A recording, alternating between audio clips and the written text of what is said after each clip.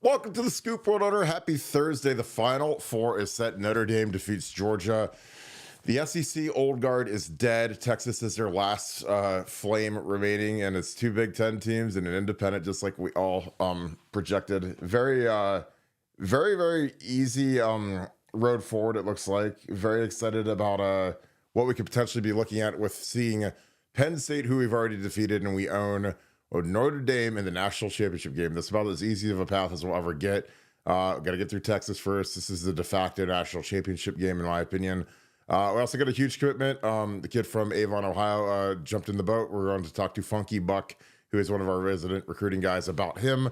We're going to take your questions as always. If you guys enjoy our content, please leave us a like, click subscribe. Also, click that little alert bell. Again, we appreciate you guys being a part of the show each and every night. It's a huge show because you guys make it one. We never forget that. And we are growing at a crazy rate. It was an incredible year. 2024, 2025 will be even bigger. Especially if it starts off with a national championship within the first 20 days of the year. But a lot to be thankful for. Very thankful for you guys. Hope you guys had a great New Year's. And we have, we're still playing college football, which is amazing. Two more games potentially left for the Buckeyes. And get to see our old friend Quinn Ewers next Friday in a game that'll be it'll be a wild one. Cotton Bowl, Texas is real good, but they are struggling on defense, man, and there are a lot of holes around that team that we can exploit. Barely escaped the Arizona State Sun Devils yesterday, and I think that we are peaking at the right time.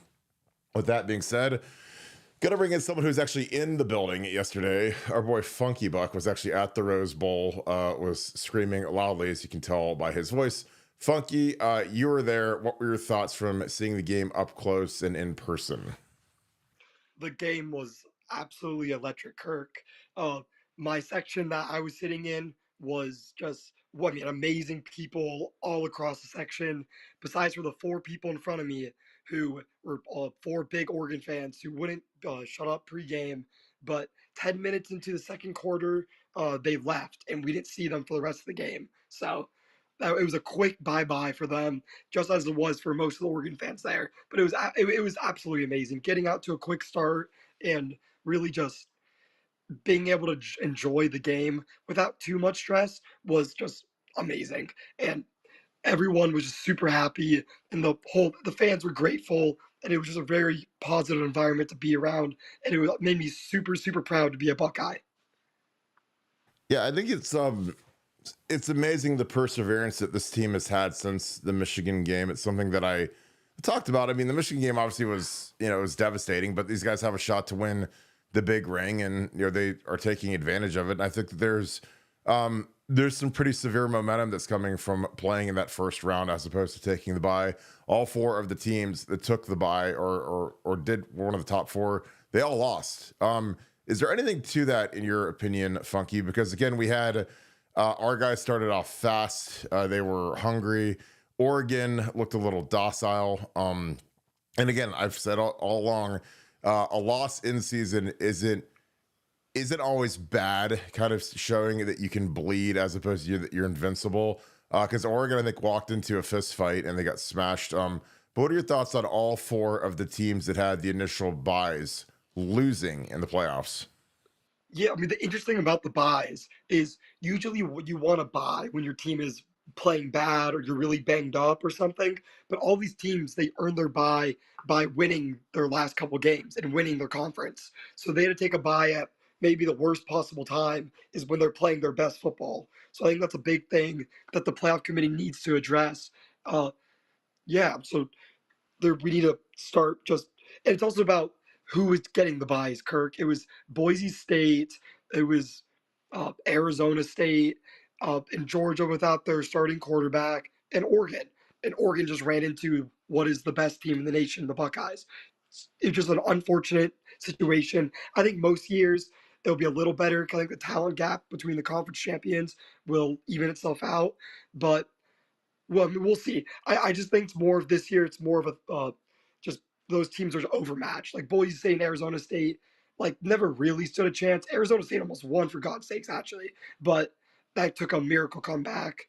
And then clearly, I mean, Oregon just wasn't in the same stratosphere as Ohio State. Ohio State kind of screwed up the whole bracket by losing to Michigan because we would have beat Michigan. if we would have beat Michigan and even lost to Oregon or even beat Oregon, then we would have been the 1 seed and Oregon would have been the 5 seed.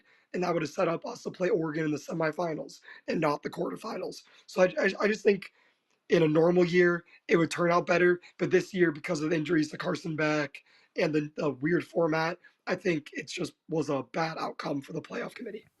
Yeah, I agree with you because Georgia losing their starting quarterback obviously destroyed their chances. And this kid, he played all right, but he's not anywhere near what Carson Beck was supposed to be.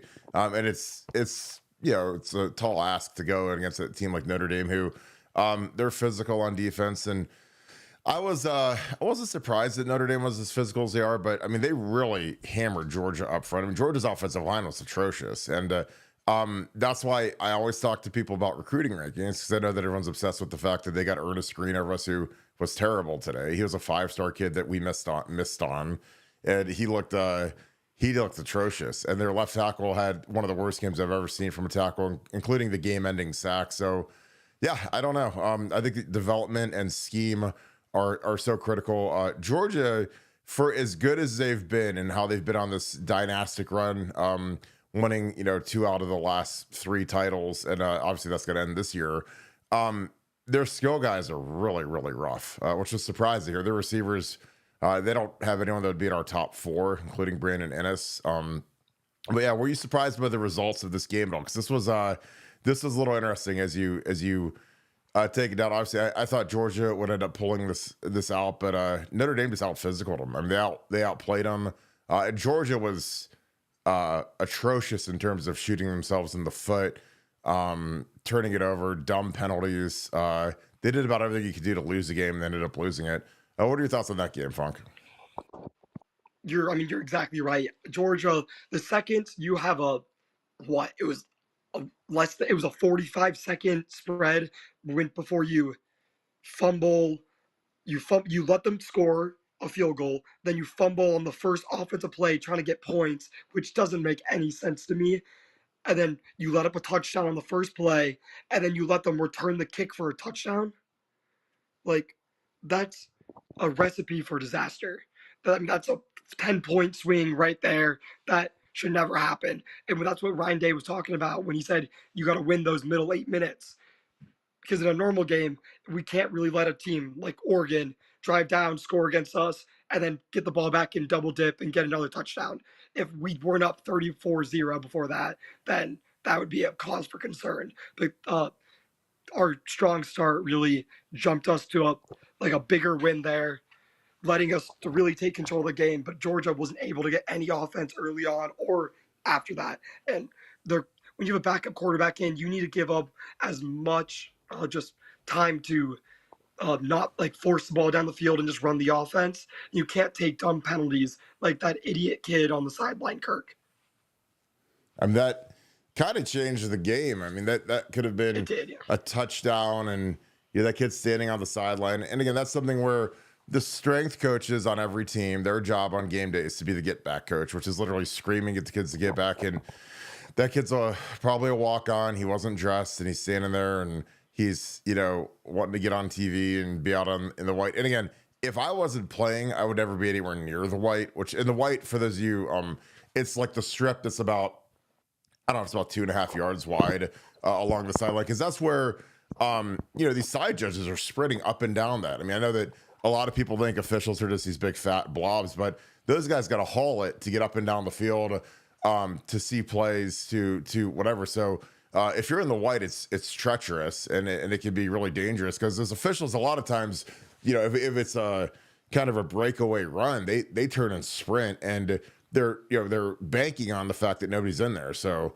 again, if I'm Kirby, I'm having I don't know what I'm saying to that kid, but it's not good, And again, I'm ripping the strength coach, but if you're a guy who's not even dressed and you're just in your hoodie and your jersey, just no way, because that was a huge issue when it came to the momentum, because momentum is so fleeting in football, and when you have a tight game and you could punch in for 7, it's a huge difference from having to settle for a field goal in a tight game like this.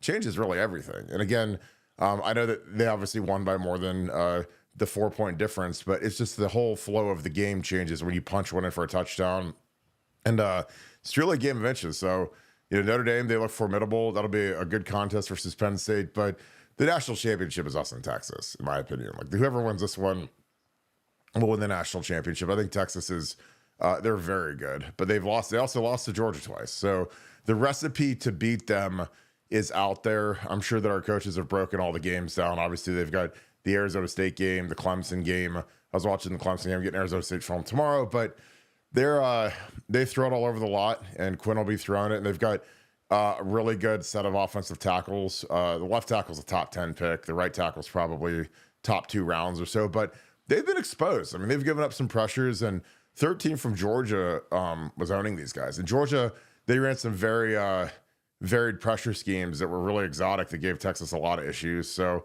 again, the recipe to beat these guys is kind of what we do. I mean, we've really gotten exotic with some of our pressure packages, and that's something that changed after Oregon, which again, that's why losses aren't always bad. Like, you could go through an entire season and be undefeated and everything is just kind of, fine. And people just kind of go along. But if you actually have to suffer a true loss, then it really makes you kind of recalibrate where you are as a team. And so I think that that's something that happened in a major way on defense, just because of how our front and how we pressure teams, when we're aggressive, how we're aggressive. That's changed dramatically. How we use Caleb Downs has changed. Caleb Downs has erased RPOs from this earth, basically, with what he does. And Sark loves RPOs. That's no question. He's one of the pioneers of the RPO game, and he's the guy that he's got to test this. But the way they play Caleb Downs is that kind of middle linebacker-ish, safety-ish spot is a great eraser for it. And again, he's the guy that he'll be a critical in this game. Again, our 2 best players have to be our 2 best players again, and that's Caleb Downs and Jeremiah Smith, the 2 best players on the team. They got to play like it again, and I don't think they have any answer for JJ, though, because that's the thing that always gives me a lot of calm, is that nobody can stop Jeremiah Smith, especially the way that we're utilizing him and getting him free in space. Funky, what are your thoughts as we head into this Texas week? Yeah, their left tackle was seemingly dealing with a high ankle sprain during the game versus Arizona State, and he just looked really off for that game. And I know we're not one to talk about line injuries, especially at tackle, since we had Josh Simmons' injury. But that just, we know how important that is. So seeing him get banged up, and then he has to go against the next week or a week later versus JTT or Jack Sawyer, that's going to be the real difference for me, because we got 8 sacks. I don't remember the last time we got 8 sacks in a game. All I remember hearing is we can't get pressure. We weren't getting pressure before the Oregon game. We weren't getting any pressure. The first Oregon game, sorry. After the first Oregon game, Jim Knowles clearly switched things up, and it's been lights out since. It's honestly, it's extremely impressive, especially because I think the best thing he did was let Caleb Downs run the whole defense. The defense is running through Caleb Downs. I think that's extremely, extremely important, especially when you play a team versus Texas, where the defensive line can get to the quarterback a little easier, because Quinn Ewers is not as mobile as Dylan Gabriel was, or any of these other scrambling quarterbacks. So having a line that can collapse with Tyreek and JTT is just, I think we match up really well versus Texas, especially on the outside too, because their wide receivers have been banged up all year, and they're not as electric as they once thought they were going to be going into this year. So I really like we match up, and I think we cover and win big. I hate saying it, but I really think we're going to win the Natty, and I don't think it's going to be that close. That seemed like a far dream after the Michigan game. Like, we knew it was possible, but we just looked at our path, and it seemed like a far dream, but now it's seeming like a close reality, and it's a really, really, really great feeling. Well, we're the heavy favorites at this point. We're plus 125 on the sports books right now, and so I think it really comes down to the fact that there's such great leadership on this team, led by Jack Sawyer and Will Howard. I mean, those are the 2 leaders on both sides of the ball, and 2 guys that they're older players, a 4th year and a 5th year senior. Will Howard should be a captain. It's hard to make a first year guy a captain, but he's kind of the de facto offensive captain. But they've got a lot of guys that didn't get to accomplish anything that they wanted to accomplish, but they could accomplish the biggest accomplishment, which is winning a national title and potentially being the best team in Ohio State history, which I think if they run this table and win this first playoff, they will be. they'll ascend to over any of the other teams in the past. And you look at the overall talent level, what these guys have been through, who they've beaten. Obviously the losses stink. Losing to Michigan stinks, but when you run this table, and you beat Oregon, you smash Oregon in the Rose Bowl. Again, this is it's a funny year because you get to win 2 and 3 of the big bowl games in 1 year. Like in the old days, like if you won the Rose Bowl, you got a ring. If you won the Cotton Bowl, you got a ring. Now it's like you can win them back to back, and then you can win a national championship game right after it. So, really excited. Again, I think that the youth of Jeremiah Smith is something that's injected into this offense, and I think it's something that when you have a freshman who's just such a freak of nature when it comes to his conditioning, doesn't get tired, there's no freshman all with JJ. And you look at some of the schematic stuff, like the first touchdown that we ran was an absolute work of art where you have the double counter, and then you throw it back across to JJ. It puts the entire defense into a blender. It's something that's special to watch, and I'm enjoying every minute of it because, again, people that thought Chip Kelly wasn't a genius offensive mind are people that just frankly don't know anything about football. Because I think that what Chip does is it's special, and when you give him an extra couple of days to prepare and scheme up an opponent like Texas, and again, Texas it's not. This isn't like you're sneaking into Fort Knox. I mean, Texas just gave up 35 points or whatever to Arizona State and barely won that game. And Texas has lost to Georgia a couple times this year. The book is kind of out on Texas on how to score points, and their secondary I think is very vulnerable. Especially the fact that one of their guys actually won the Thorpe over Caleb Downs, which will never not be funny to me. But I love the trajectory. Again, it's going to be January 10th at 7, and I can't wait for it. I think that the extra day of rest will help.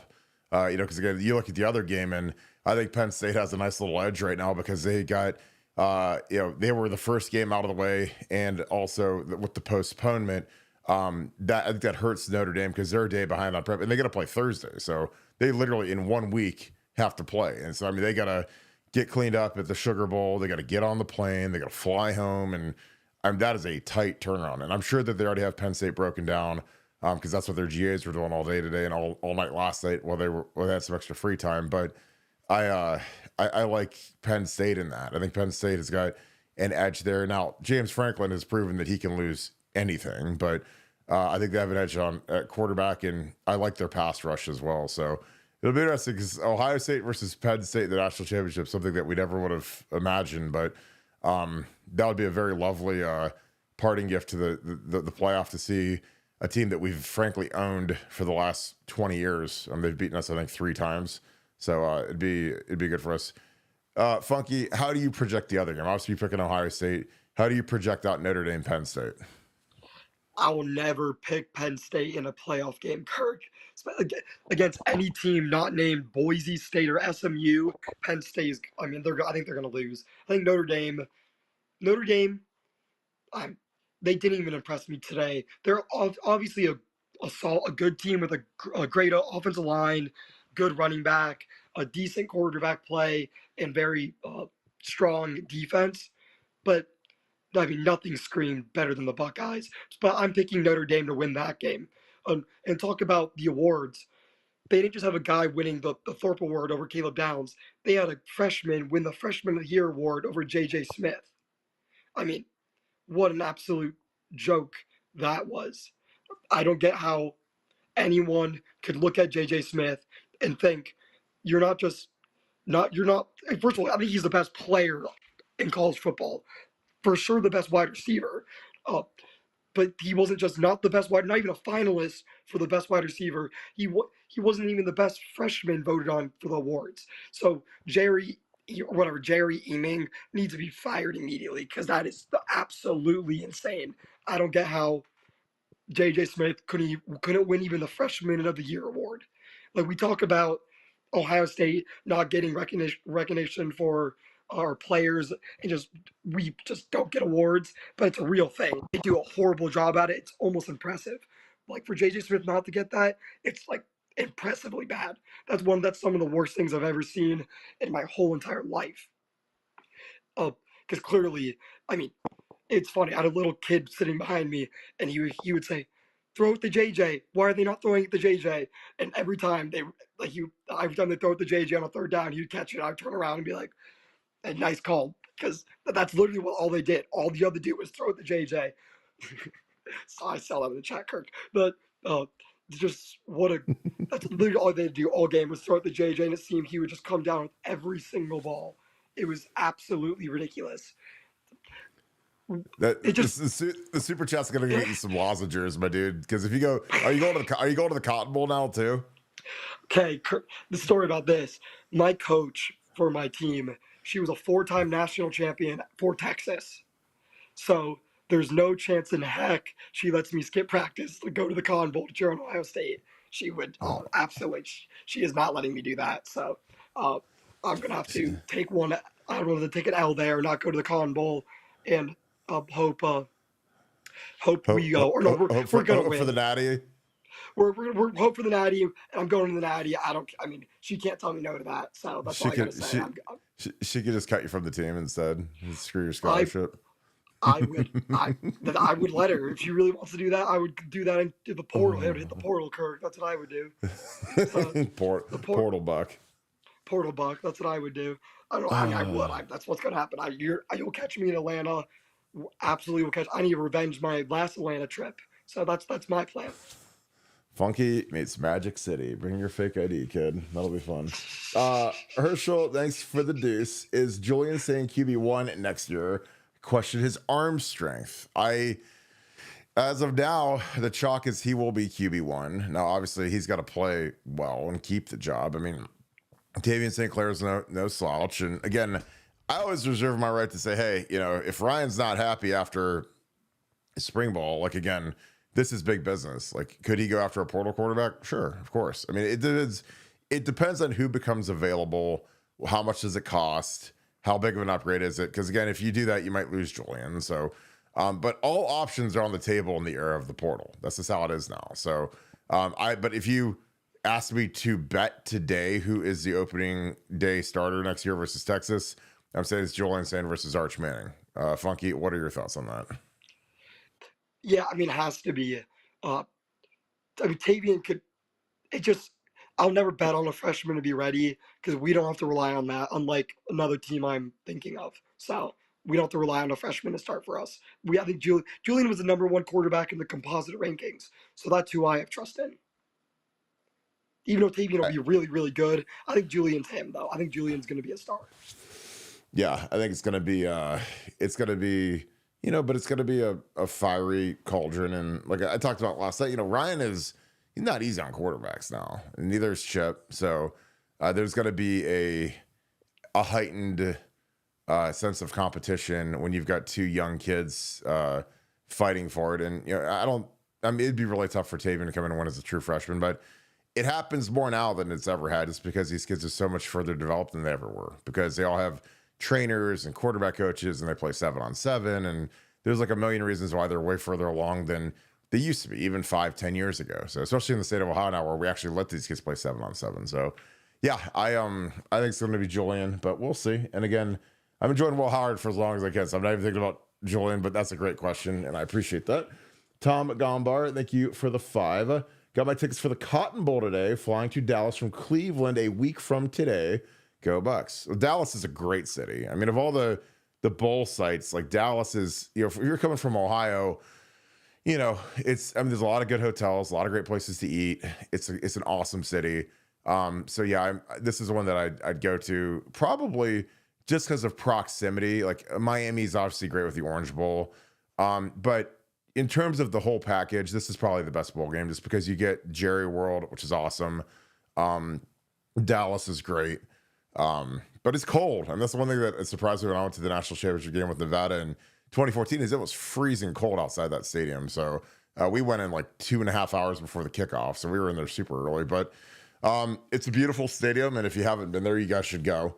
And it'll be raucous, and this will be ultra high level football, and cannot wait to watch it next week. I sadly am not going. And why is that? It's because we are addicted to podcasting. So we like to podcast after these games and give you guys kind of a rundown of what happened. So that usually keeps me based at home, which is great. I mean, I love talking about the game right after the game. So the post game show keeps me here, but I'll be excited to watch it. And I hope you guys that are traveling travel safe and have a blast.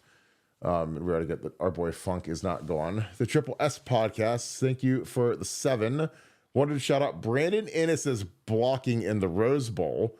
His effort and technique were great. Kelly and Knowles were also fantastic. Go Bucks. Funky Buck. OH. IO. How many OHIOs did you give while you're at the Rose Bowl? About 1,000? Oh my! You have no. I was the kid standing on his chair doing the OHIO chants in the whole section. It was. I was able to bring 2 of my really close friends that were both huge Ohio State fans, and we were just having a blast. We were with Kiki, and it was Kiki 3 Buck. of us, and it was Kiki Buck and three just freaking just college kids that just cheer up. I love their Buckeyes, and we are having too much fun almost. The walk home got a little scary at some points with some angry Oregon fans. So, but it was so fun. It was unbelievable. It was. It's a good thing we were cross country runners, so you could outrun about anybody. No, so trust me, you're a rabbit. Yeah, Brandon was fantastic blocking. They run a little counter play where they kind of motion him in, and they have him as like kind of the secondary blocker, and he really does a nice job. He's a guy that physicals can be. He'll be our number 3 next year when Emeka leaves, and bright career. I mean, he's a guy that could easily be 3 and out, but I love Bi. He's an SFE kid, and it'll be funny next year when our 3 starting receivers all played on the same 7-on-7 team. Shout out to Brett Getz and South Florida Express. Keep sending those kids up here because SFE is on fire. Like Travis Hunter was on their team. Travis obviously just won the Heisman. JJ should win the Blitnikoff next year. So they're stacking up trophies down there. So shout out to the crew down there. Okay. Omar El Hagmusa, if I butchered that, I apologize. Thank you for the 10. Paul Keels mentioned the Rose Bowl was when Lathan Ransom got hurt. I'm so proud of that guy to bounce back. It can't be easy to get back in elite shape. Yeah, Lathan was snake bit for a while. I think he broke his leg. He had a couple lower body injuries that were rough. And, and then he had that rough game against Georgia that a lot of people remember where, their one guy blew past him and scored a long touchdown. And, he's playing at an elite level. He'll have a great NFL career. And watching the trio of Jordan Hancock, Lathan Ransom, and Caleb Downs at safety is probably as good as we're ever going to see. So I'm enjoying every last minute of those 3 playing together because Jordan Hancock was laying the wood yesterday. He was stroked. I mean, when those guys were coming across the middle, man, they're getting smoked. And that adds up. And again, Oregon turned it down, man. They wanted no part of that. So, like I said, that loss early in the season, I thought was something that would bode well for us. Because again, you could see who the motivated team was. You could see who the angry team was. And I think Oregon thought it would be easy because they'd already beaten us. And they thought wrong. So again, big credit to Ryan Day, Mickey Marotti, the strength staff. The strength staff has a lot of they have a lot of impacted motivation of the team. And they pushed all the right buttons in this one. Funky, your thoughts on Lathan Ransom battling back from injuries? I was at that game versus, was it Washington that year? So I'm getting no, it was Utah. Well, no, was it Washington or no, it was Utah, right, Kirk? It probably was Utah. If it was Lathan, it was Utah. Yeah. I'm getting you're right. I'm getting my years mixed up. And I remember thinking, because I remember going home thinking it was Emeka Egbuka got hurt. Because I was at the game, so you couldn't really tell too much. Because it was on the other side of the field where the injury happened. But it was gruesome. And I mean, he played out of his mind yesterday. He was an absolute freak. And talk about guys who bounce back from injury and playing well. Him and Cody Simon had just some of the 2 of the best games I've seen them play all year. Lathan's hit, he had that one really just big hit, and that was just the kind of the tone of the game. We were just cracking helmets. We've been cracking helmets pretty much all year though. I mean, we injured like the first 2 starting quarterbacks we played all year, so we knew we were a physical team. So especially Ryan Day talked about it. He said he knew this would be a long season. He knew it would be what, our 15, 16, 17 game season. So this is going to be a battle of attrition. It's going to be a battle of depth. It's going to be a battle of attrition. And that's why we go out there and we get Trayvon and we get Quinshawn, who have both rushed for 900 yards so far. Trayvon's averaging, I think, it's something absurd. I know he's 50 less carries than Quinshawn, and Quinshawn's averaging like 5.3 yards a carry, and it's like 950 yards. So, well, Trayvon's averaging something insane. I think it's like 7 or 8 yards, which is, I mean, that's otherworldly good for a running back, especially that's going to reach over 1,000 rushing yards this year. And how do you feel about J.J. Smith? If he plays as well as he has the last 2 games, he can break every single Ohio State single season record in his first season as a Buckeye. He's already second all time in receiving touchdowns. I'm not sure where he is for receiving yards, probably a little farther behind.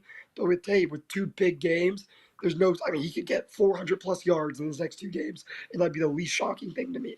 So, how do you feel like he could be? I already think he's the greatest wide receiver in Ohio State history. I truly think that already, just purely off of talent and skill wise. But I was wondering, how do you feel, Kirk, that a freshman could go down and have the single greatest season of all time already? Well, I think that with JJ, I mean, if he averages, I mean, he's at 1,200. So I don't know what the top one, I think maybe Terry Glenn. I can't remember who's got the top single season yardage. You guys can look that up in the chat for me. But, he goes 1,500, even if it's in a few more games. That's outstanding. And, JJ doesn't act like a freshman. He's never really been like a freshman because most freshmen have to work their way up the depth charts a little bit. And JJ showed up and he was the starting X like the second day he was here. So he's a different cat, and he's been here since last January. So there's been no, slump, no drop off, and a lot of it is his conditioning and how well he takes care of himself. And he's lives clean. He's all football. He's kind of your dream teammate, kind of dream player, because you don't see JJ out doing anything. He's just out. He's all ball, and he's like, and Caleb Downs is like, a lot of guys are like that. They're just, all they care about is how can they get ready to go, how can they study film, how can they get stronger faster, how can they become more efficient in their route running, and that's why JJ's a marvel. Like, I mean, there's never been a freshman this good at any position at Ohio State, and he's a guy that he's getting stronger when other players are deteriorating and getting weaker. I think that's something. And this is a long season. I mean, for these college kids, man, it's a grind. And you got 8 days between games, 9 days, whatever. And it's these guys they gotta get cranked up again and go play another one. And this is that's why I said this could be the best Ohio State team of all time, because when you got to run a gauntlet like this, you got to mentally. You beat Tennessee. Okay, we're good. Now we beat the number 1 team. We beat Oregon. Okay, so what's your road for that? Oh, now you got to go play Texas and Dallas. You got to go play the Longhorns in their home state.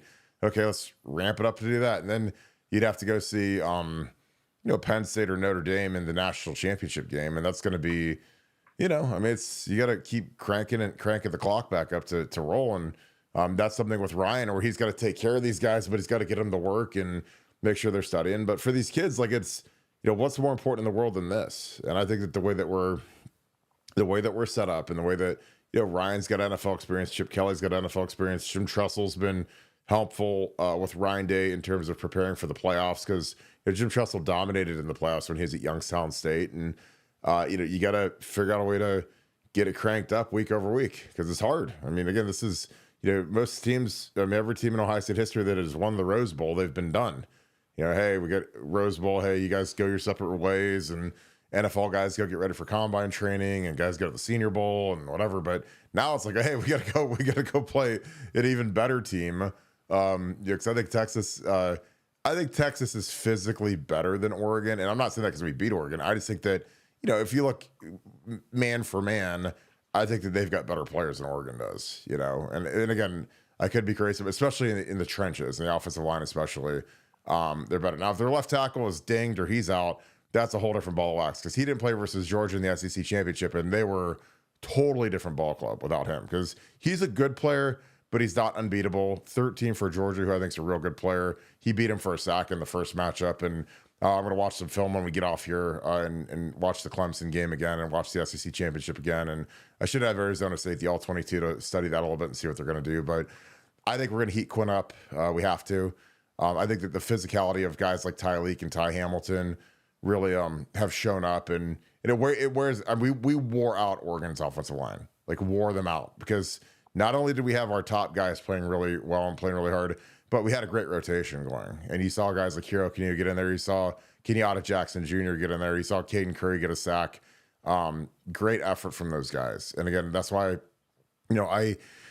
I like when everyone wants to rotate, but those rotational guys, they got to get in and play. They got to make some plays. It isn't just go in there and hold up the tackle and let them make completions. Like, you got to go in there and get some pressure on the quarterback. And that's what our guys did. And it's really good to see. Because again, Caden Curry and Kenyatta, those are two starting defensive ends next year. And then, you got to get Edric going a little bit. I didn't see him out there much, but you got to keep rolling because this is a long season.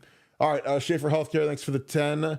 Ryan Day, Steve Sarkisian, Marcus Freeman, James Franklin, all coaches who haven't won a natty and have the, quote, can't win the big one reputation.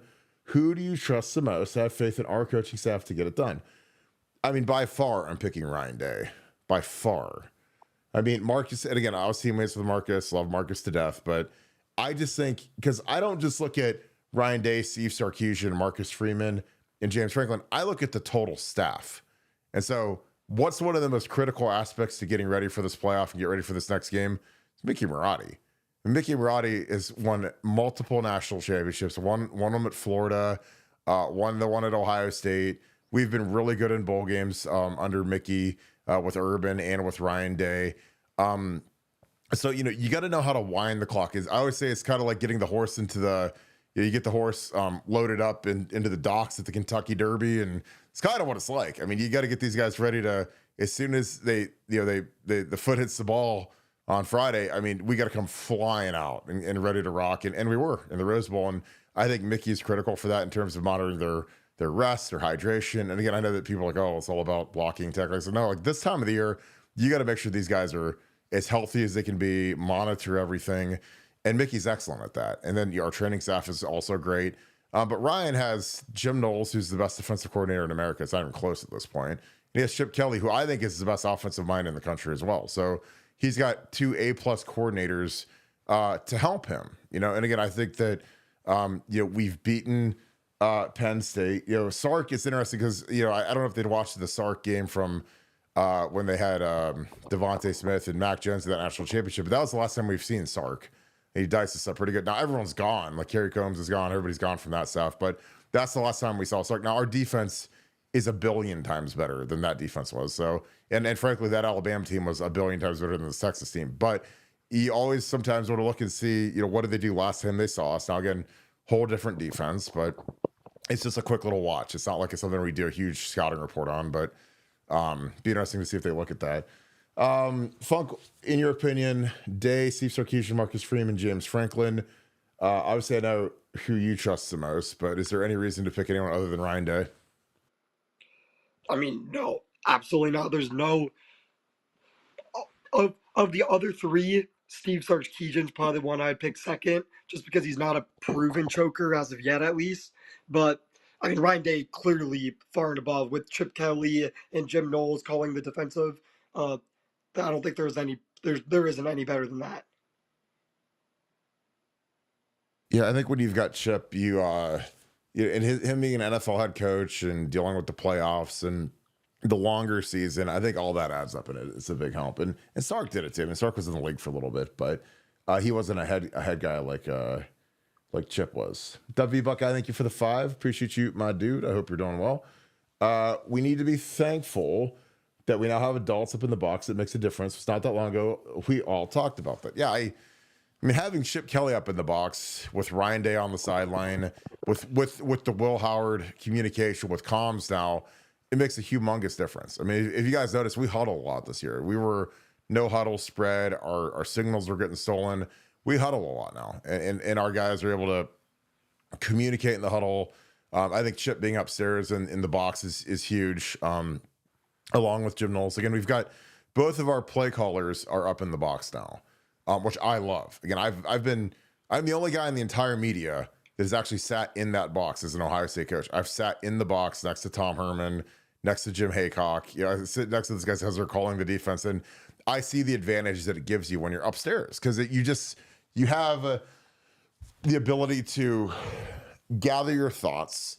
You have your ability to rewatch the play. And again, that sounds stupid. And now in the era of the iPads, it's totally different. But even still with that, you can rewatch everything instantly. And I don't know if there's a lag on the film on the iPads, if it takes a couple seconds for it to get uploaded, but you have the TV upstairs that has ESPN on. So you can look right at the TV and say, okay, this is what happened. This is whatever. And I think that's just so critical. As opposed to being down on the sideline like Ryan's been the last few years, calling replays, which again, a ton of people do that. I just think that it's much more difficult. But again, Ryan didn't have anybody that he trusted to call the plays, and when his balls are on the line, then he's the guy that's going to say, "Well, I'm going to call it. I don't trust anybody up there." And I thought that was a bad situation initially, so he rectified it and he brought in Chip. And there isn't a human being on this earth he trusts more than Chip Kelly. So again, there's a reason why, like, we watch our offense and you see JJ Smith running scot-free, and you see our offensive line not allow any sacks. Oh, it's Chip Kelly's scheme, guys. It's really good. It's a scheme I wish I could have played in. And I love our stuff with Jim Tressel, but Chip's stuff is very difficult to go against, especially when he's got it cooking, and he's had it cooking the last few weeks. Funk, your thoughts about our guys up in the box? I mean, having Chip Kelly in the box is a cheat code. If you look at who's Texas played this year, they I don't think they are going to be ready for what's coming, because they've not played any team or any offense who has even as close to as good as Ohio State's guys. Texas has 2 ranked wins all year. One versus Clemson and one versus in double overtime versus Arizona State. Clemson had like 450 yards of total offense, and that was a one-score game in the fourth quarter. And Arizona State took them to a double overtime, and they had to convert a 4th and 13 to stay in that game. I struggle seeing a path for Texas defensively to keep up with our offense, and then our defense. It would take a lot. It would take some just completely blown plays, or people falling down, or some horrible penalties, or just some miracle plays for them to really get some consistent offense against our defense. They've not been able to get consistent offense pretty much since like the Oklahoma game, which was like week 4. And even that was probably just the teams that were playing were bad. But since then, they've struggled to put up 30 points. I think they had one good game after that offensively versus Florida. But besides for that, the rest of the games have been just extremely low scoring. I think they won a few games like 17-10. They beat was it Vanderbilt like 24-21 or something really low scoring. They clearly have struggled so far offensively. I mean, only scoring 28 points against Arizona State. And then turning the ball over with 5 minutes left. I don't know what play call that was for Quinn to throw it, but hey, I want to see more of that versus Ohio State. And I just think they're going to really struggle calling plays, because they're going to want to run the ball. That's the one thing they can do versus Clemson. They're able to run the football. But Clemson doesn't have nearly the talent on the D-line that we do. And we don't have as good linebackers, and they especially don't have the safety help that we do, like with Caleb and Latham. So I really struggle seeing a path of victory for Texas in this game. It's going to take a lot of flukiness for them to win, and I think the Buckeyes. I mean, I think 6 is too small. I think that's going to show them the line. I think it'll get up to 7, like 7.5. I think that's where it's going to end up at. Yeah, I think you're about right. Lisa Shear, how are you, my friend? I hope you had a good time watching the game. Thanks for the 5. When I rewatch the game tonight, who should I pay attention to that I may have missed? Maybe an unsung hero or two. Also, which refs will do the Texas game? I do not know that yet. I will find out that for tomorrow's show. I would, if you guys have YouTube TV, or if you have one of the deals where you can watch the Sky Cam version, I think that's really neat, because you can really see some of the stuff that Ty Hamilton was doing was really, really good. He's a nose guard. He doesn't get the credit that Jack and JT get, or even Tyleek, but he was really physical. I mean, we were kicking the mess out of their interior guys. Cody Simon was, again, I said 4 years ago, I saw the thing, I said, he reminds me of AJ Hawk.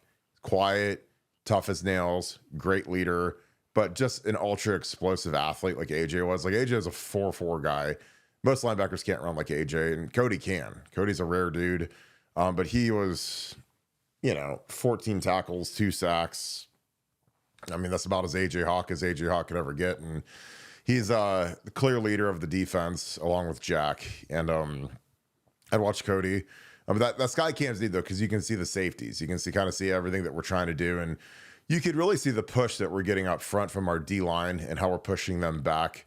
But it gives you also a lot of appreciation for Chip Kelly's misdirection stuff on offense, because just watch JJ Smith's first touchdown. Like they run one of the counter plays that we've loved to run, where we pull our backside guard and tackle pull to the front side, and we fake a run to the front side, and then JJ comes back across the formation in a jet motion, and Will just flicks it to him. And you have to understand, when you're a safety and a linebacker and you see all of these moving parts, you see two guys pulling this way. So when you see two guys pulling, 99% of the time the ball is going where the two pullers are. Like they're not taking all of their blockers over there, not to just except for this 1% where it's a play action pass. So you jet JJ across the formation, and it is just wide open, and he's got all kinds of green grass, and he makes one guy miss and he's gone. And that's why we scored on the second play of the game, because of JJ. But Chip Kelly was deep frying these guys. And so watch some of the stuff Chip does,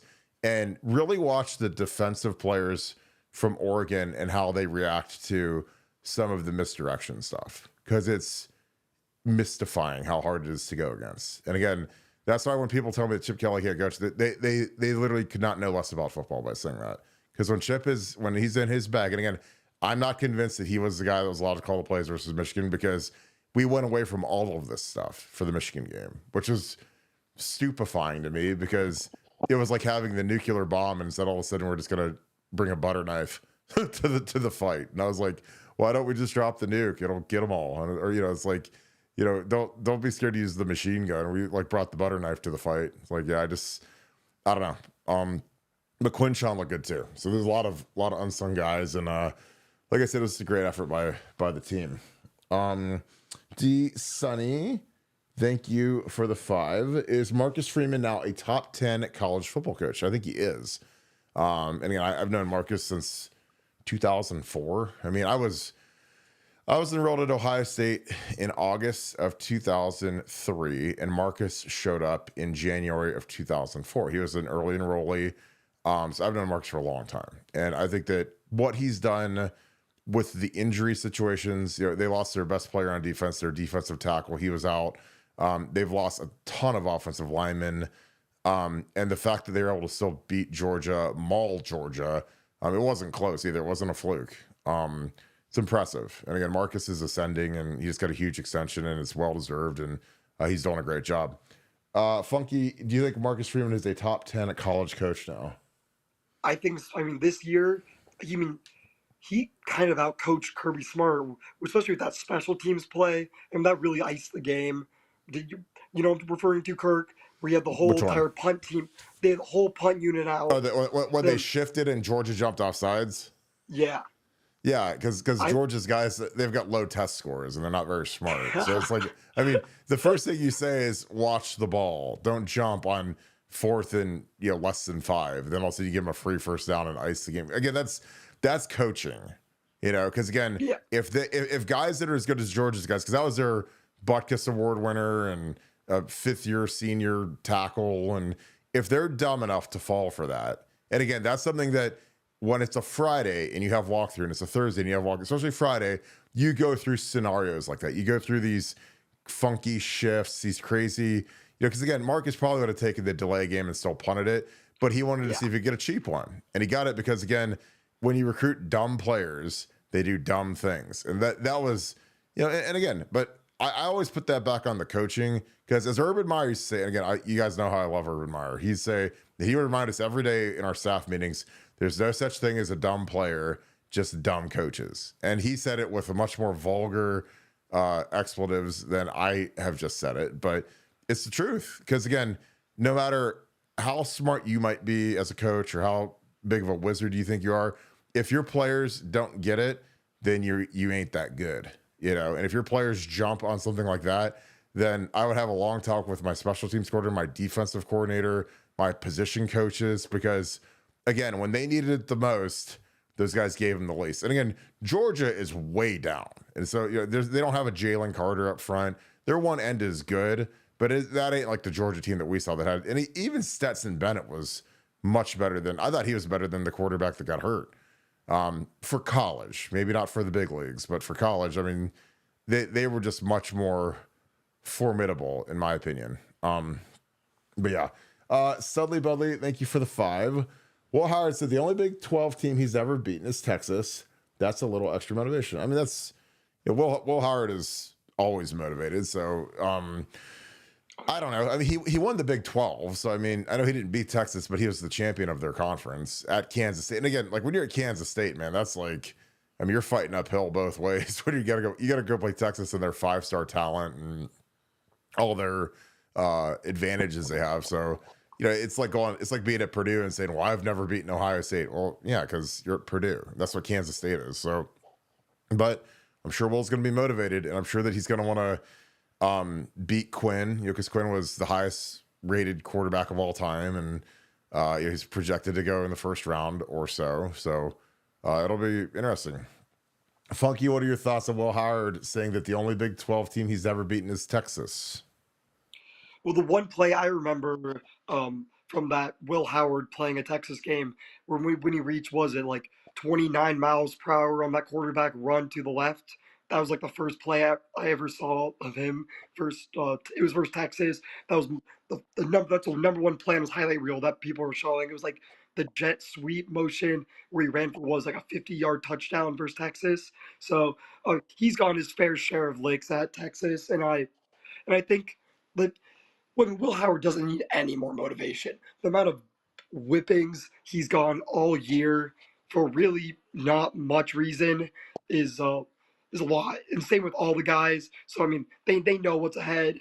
Uh, that's why I always laugh when people talk about, oh, we can't underestimate Texas, like blah blah blah blah. I'm like, I can guarantee you these players aren't underestimating Texas. They know what's in the store, and they know what they need to do. So Will's motivated. I think he's gonna get the boys ready, and they're gonna have a fan.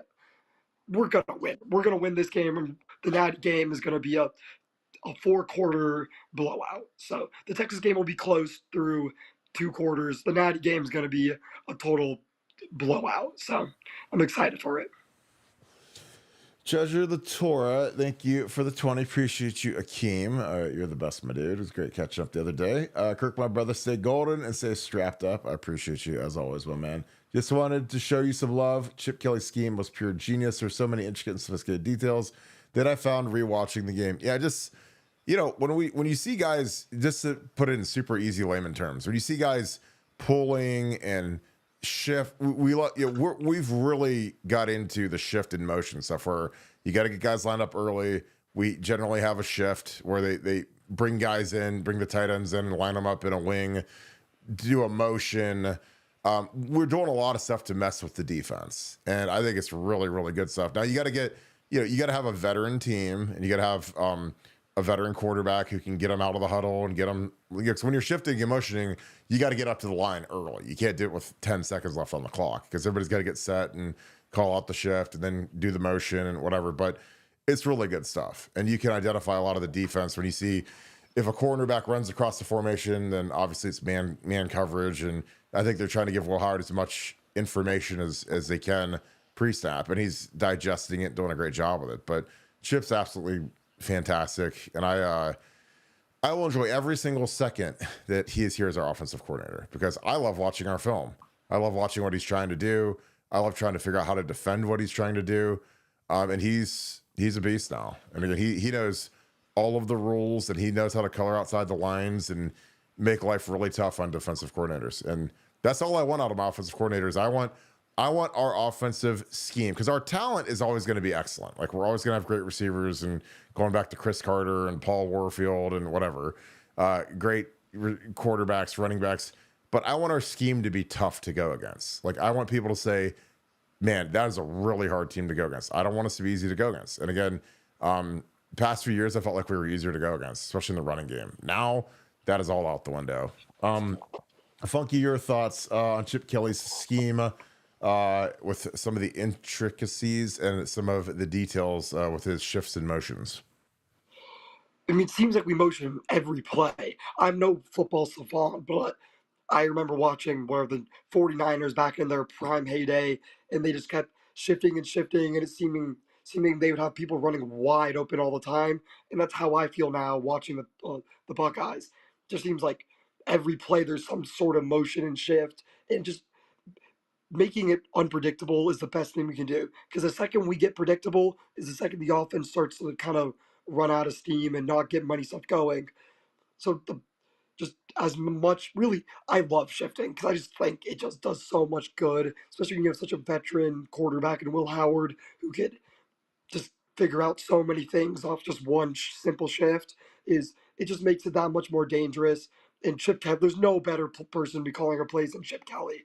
And I mean, he's the real MVP for this. So once we win a natty, he deserves 3 rings because man, he's been doing an amazing job in these playoffs. It's like it's amazing to watch. It's hard to even fathom.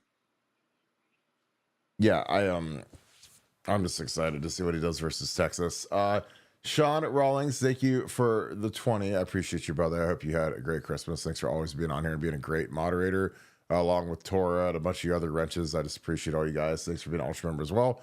Happy New Year and also Merry Christmas. Appreciate you, my dude. Jim Jackson, thank you for the 5.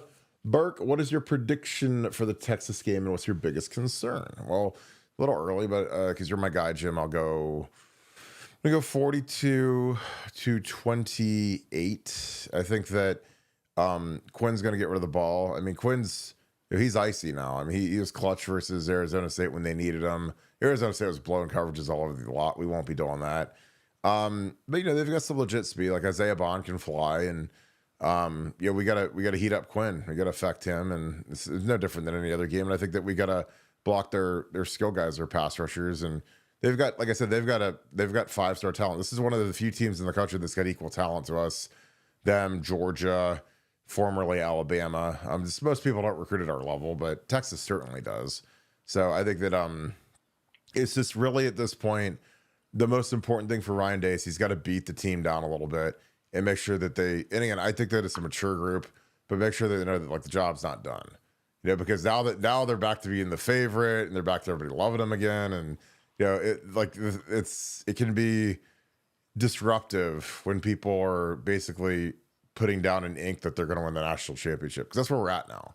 After the Michigan game, everyone wanted to fire everybody and get rid of all the players. And, coming into Oregon, there were a lot of people that were scared and they thought we were going to get ran out of the gym. And now it's, hey, when did the national championship Nike t-shirts and hats come out? Because I'm going to be at Buckeye Corner to get my gear, at 5 a.m. the day after the game. So you got to, just be real tight. But again, I think what the thing about this team is it's so veteran and the leadership is so strong that I don't think that that's going to be an issue. But that's just something that the city of Columbus can do that. And again, I think Oregon was kind of eating that up a little bit where they were, Oregon was, the last, really since they won the Big Ten, really since they beat us, they were kind of on cruise control going into the Big Ten title. They beat Penn State. And then, they've got basically like a month to sit there and have everybody on their campus and around agents and NIL community and the families and everything all saying, you guys are going to win the natty. You guys are going to win the ship. You guys are the 1 seed. You guys are the, whatever. And it's like, I always joke, I was like, a funny thing happened on the way to the sunset. They're going to go win the natty and ride off into the sunset. And, they got some guys in the portal that we wanted and whatever, but none of it matters now because they're done and we aren't. So, Funky, do you have a prediction yet? Ohio State by a lot. That's what I'll say. Ohio State by a lot. And we're now -110 to win the national title after Georgia lost. It's that high. We were we were plus 350. Well, yeah, that is. We were plus like 500 at one point. Or after the Michigan game, we're like plus 500. Wow, -110. That is that's a coin flip, which is so funny because we're acting like it's I think it's a sure deal, but wow, that is. I mean, here's the thing. To me with football, nothing's for sure, and it's not because I don't have faith in Ohio State, but again, I played versus the Florida Gators, and I watched Ted get his leg. I watched him our best player got his leg broken half at the first play of the game. So I mean, again, like for Georgia, they probably felt really good about the season until their starting quarterback, who's potentially a first round pick, tears his arm up and all of a sudden he can't play. So it's like, and again, I'm not trying to bewitch anything or whatever, but I just, with football, man, it's like you gotta be lucky. You gotta be real lucky, and you gotta be good. And we're very good, and we've been very fortunate injury wise because we didn't have any major injuries this game. And Oregon lost Evan Stewart, and they lost their running back, and again, that's not our fault, and I don't care because again, we've been on the other side of that too. So, like I said, I love where we're at right now with the team.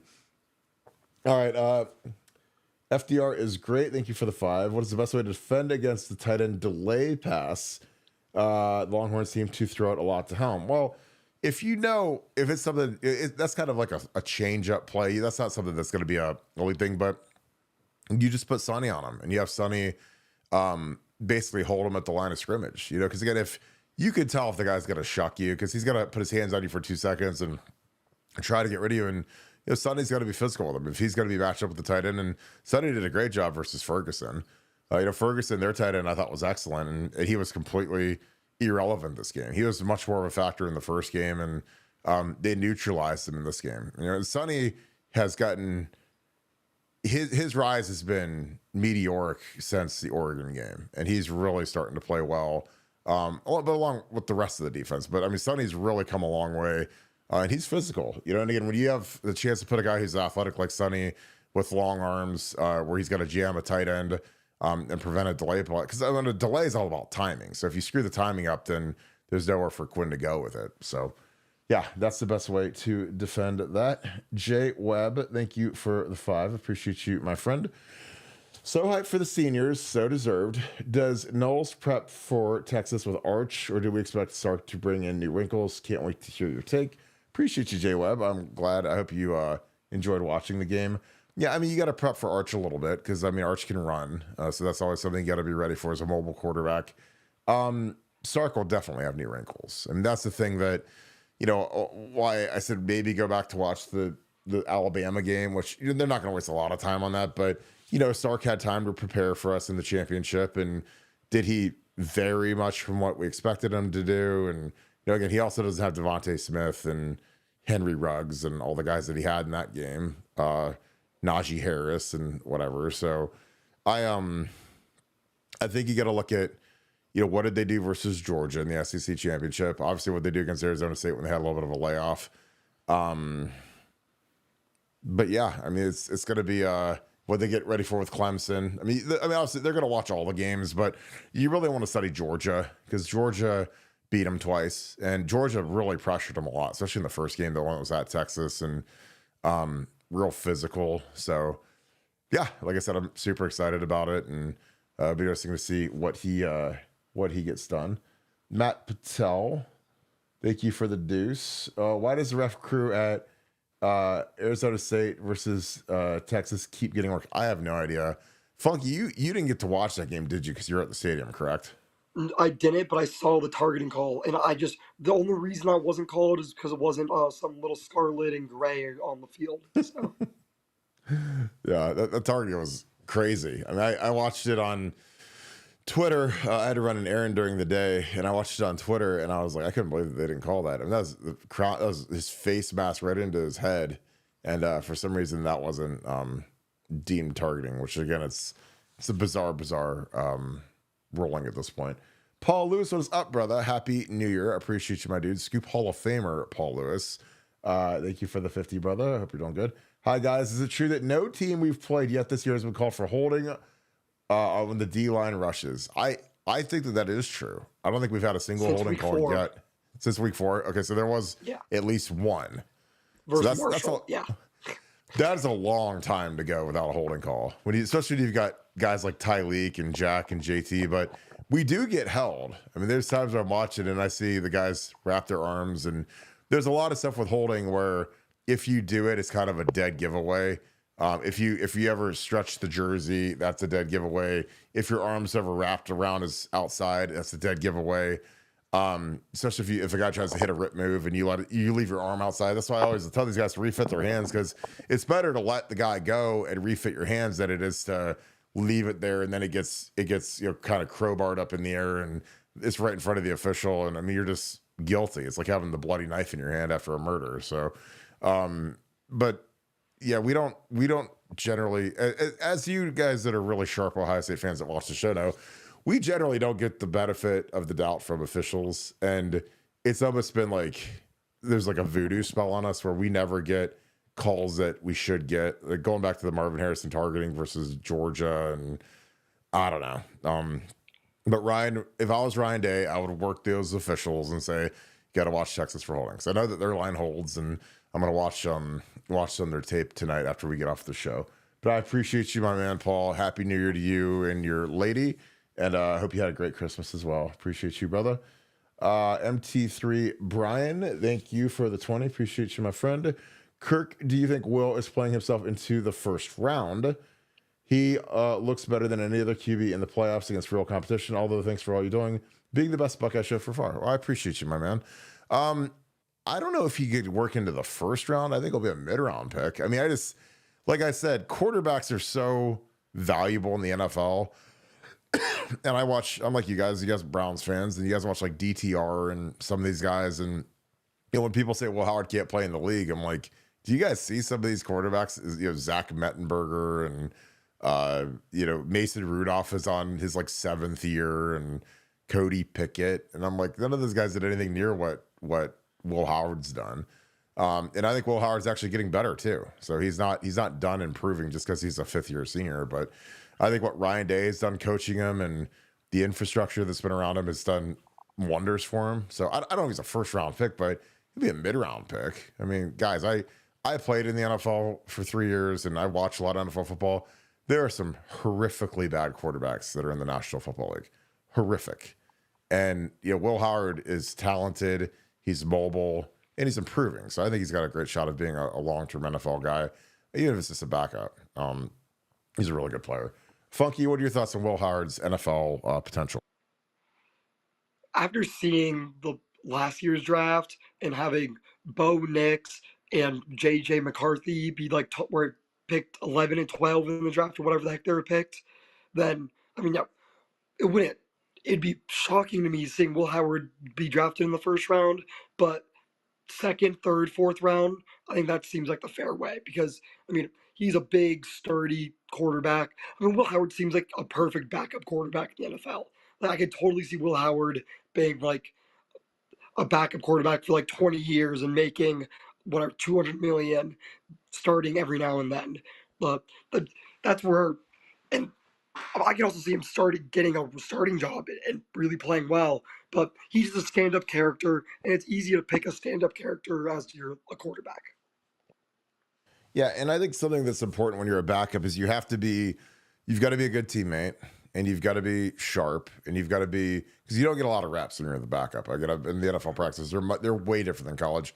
You're running scout team, but you still got to know it, because if something happens to that starter, you're in the game. So you got to be able to run the offense on a minimal amount of reps, and Will's cerebral enough to do that. So that's a huge component to being a backup, and just being a good teammate. I mean, again, there's some guys that are there to serve the pot, and obviously everybody wants to play. Everybody wants to improve their standing, and I totally get that. But I think Will, who knows? Again, like you look at some quarterbacks that have done really well. They weren't always heralded or hyped, or some were given up on. So, yeah, like I said, there's a lot of people that think Jalen Hurts could play in the league, and he's an MVP candidate, and it's going to be real interesting, because I know he's not Josh Allen. He's not Josh Allen. Josh Allen is bigger, stronger, maybe faster, but he reminds me a lot of Josh Allen. And Josh Allen, if you look at his stats coming out of Wyoming, I mean, he was atrocious. I mean, you look at his game versus Iowa. Now, again, I know what he had around him. So, do I think he could be Josh Allen? Probably not, but nobody really thought Josh Allen could turn into Josh Allen, or else he would have went 1st overall instead of Baker Mayfield. So yeah, I mean, I've seen a lot of guys that have gone, Paxton Lynch, Josh Rosen, guys that have gone 1st round that weren't as talented as Will, I don't think. Mm-hmm.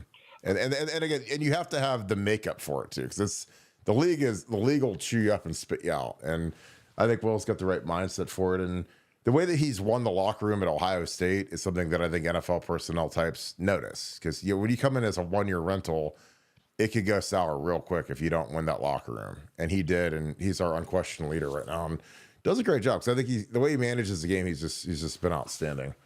Jam OSU, thank you for the 5. Costs to fans for so many games. Yeah, that's the one thing that I hate about the playoff, man, is it is expensive to try to get to these games. And I do think that there's a cadre of people that want to save out for the championship games. So it's to go to the Rose Bowl, to go to the Cotton Bowl, to go to the home game, and it's insanely expensive to get around nowadays. And thankfully for me, I don't really care to go to the games anymore because I would rather podcast with you guys, and that's not a joke. I love doing my post-game show. So, like I said, I appreciate all you guys to tune in right after the game for a couple hours. And me in Nevada. Nevada's up till about 5 a.m. in Finland and ready to go, and gave him the night off tonight and had the funk band go. But what are your thoughts, Funky? Is it crazy to get to all these games? I mean, obviously, if you really expect a fan to go to every single game, that's absurd. But I like the format of the playoffs because I think it keeps enough tradition in college football, like having the bowl games and such, while also becoming a professional league. Because at the end of the day, that's where we're going. We're going to professionalism. We're going to AFC versus NFC, Big Ten versus SEC. Well, I guess not anymore, really. But we're going to 2 leagues, and we're going to a regular season where it means something, but it's more about just getting in and playing good when you're in.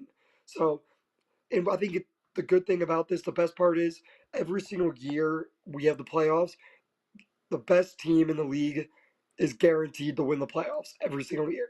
Like the national champion is no one can debate and be like, well, no, because like last year I would argue Georgia was the best team in the nation, and where every year you could point out 1 or 2 teams and be like, hey, that team deserved a chance. But this year, every team that even slightly deserved a chance got their chance. So whoever the winner is will be the national champion and really undispute it. So that's what I really like about it. And for like the cost of a ticket, yeah, I mean it's so high and it's just gonna get worse. So the tickets for this game are absurdly expensive. I checked it out for a second and I was like, holy moly! It's like $1,000 to sit in the same tickets that cost like $50 for the Tennessee game. So it's absolutely, I mean, it's insane. But hey, hopefully Ohio State makes some great money off of it and helps our NIL. Josh Lopez, thanks for the 5. Want to go to the game, but the ticket prices are super high. What is the best time to buy multiple tickets to watch our team win? Again, I say this all the time. People think I'm crazy, but we live in the era of the digital ticket. So there are no more paper tickets. They all go through Ticketmaster now. So I would wait until kickoff. And again, you got your credit card. If you got money, you're not going to get shut out of the game. I would literally wait till after kickoff. I'd go to the game just like I had tickets, and I would sit there because the market crashes like clockwork every single time. Now I know people freak out. Oh my God, what if I can't get in? Trust me, you don't need, now in the old days where you had to go talk to a scalper and is it a paper ticket? Is it legitimate? But now everything goes through Ticketmaster's app. So the scalpers are basically dead. They can't stand there and hold the paper tickets in the air and you wonder if they're counterfeit or not or whatever. That's all gone now. So I would wait till kickoff. I've done that at Ohio State games this year. I got into the game and I just needed to get in ticket. So I sat in the parking lot in 10 minutes before kickoff, bought a ticket, walked in. Perfect. Ticket prices are going down because people don't want to hold the bag. And right now, I think when people are trying to book travel, they're going to spend a fortune just to make sure that they can get into the game. But again, this was different when there were paper tickets. But now that you have to worry about, oh my God, I got to have the guy ship me the tickets and I got to get them authenticated. But that's all gone now. Now everything's digital. So I would wait for as long as possible. As long as you get your credit card, you got Ticketmaster up, you're straight, and I would wait as long as possible because the market will crash. It always crashes. And people just don't seem to, they have an anxiety attack waiting. I'm like, guys, as long as your phone's charged, you're straight, so just buy them the day of or an hour before and you'll be good to go. So yeah, Funky, I don't think you've bought a ticket yet. So one day me and your dad have to be the ticket brokers. Kevin Swan said, this is for you, Funk. Thanks for the deuce. Witherspoon committed today. Yes, he did. Great looking kid out of Avon of 2026, the number 4 commit in the 2026 class. Jumped in the boat, which is good. Is Albert Hill next? Could be. Again, I think that as we keep winning, kids will get excited and want to make sure they've got their scholarship and they're part of the class. What do you think, Funk? Witherspoon committed. Any intel on Albert Hill? All I'll say is Ohio State knows how much talent they have at the defensive back position and the offensive line position in Ohio for this next class, and they're really going all in on it. And I mean, it sure helps beating Oregon and it sure helps beating Tennessee. But I'll tell you right now, if we win a national title, I mean, if any guy from the state of Ohio leaves, I would be very shocked. Or a guy that we really, really pursued from day one, it would be very surprising to me. So I think right now we're focused on winning, but I mean, we're in a good spot for all those Ohio kids, and we always will be. There's so much talent this year in Ohio that the coaching staff knows that they need a lockdown on it, and they're really focusing on it. And kids pick up. You saw Coach Walt posted kind of that cryptic thing on Instagram after pretty much telling kids, "Hey, pick a side," and uh, well, you better pick the right side because whatever. That always reminds me of Tate Martell when he says that. What don't don't swing and miss once, but especially don't swing and miss twice or whatever the heck. But this Coach Walt kind of called them all out. He said, "Hey, if you want to chase the bag, you want to get your own shoe, stay on that side. We don't want you here. We're Buckeyes." But well, their recruits pick up and they're like, "Wow, they just whooped that ass yesterday." So I think they're going to keep it up, and I think we're going to. I mean, class 2026 is going to be amazing. If we win the Natty, it's going to go down as the greatest class of all time. If we lose to Texas, it'll be another top 3, top 2 class. And but yeah, I mean, it's going to be a fun time. I'll tell you that. This recruiting season, I hate it because that means there's no football, Kirk. But at the same time, it's so interesting, and it's going to be so many new Buckeyes joining the family, and I get excited for every single commitment. You just never really know who's going to be the stars, so it's going to be fun. Yeah, I agree. All right, Funk, let's wrap this show up. Any final thoughts? Uh, Final thoughts are, uh, after months and months and months of being called sunshine pumpers, it looks like we were just speaking facts the whole time, Kirk. So you, especially you in Nevada every day have rode with Buckeye Nation, and me and P Moses have every Sunday, or every day besides that. So I mean, it's been such a blast of a season. Thank God we get to see another week because I mean it was looking dark 2 weeks ago, but God bless this team, and I really we're in a great spot to win the national title, and we don't take for granted winning a national title. It's we've only done it like what does Nevada say 3 times in his lifetime, and I Yeah, mean he's ancient, so it's they don't come every now and they don't come often, and we got to really appreciate it that we get the opportunity to be even this close to it. And hey, I like where we're at, and let's go Bucks, ride or die. I absolutely agree. It's going to be great. So I appreciate you guys kicking it with us. As always, if you guys enjoy the content, please leave us a like, click subscribe, also click that little alert bell. Again, I appreciate you guys so much for being with us each and every night. Huge show, another huge show tonight. So you guys keep cranking along. But it's a huge show because you guys make it one. So thank you for that. As always, if you do something huge for us, subscribe to our podcast on Apple Podcasts or Spotify for the audio versions. We are growing that, and you guys are heeding the call. So thank you for that. So go ahead and click subscribe on that. And that's a big way to start your 2025. But we'll have daily coverage as we lead into the Cotton Bowl versus the Texas Longhorns. Wow, it's coming, and it's going to be an incredible, incredible game to see our old friend Quinn Ewers and the crew. So with that being said, thank you so much, Buckeye Nation. And thank you, Scoop family. We'll talk to you guys tomorrow night. Go Bucks.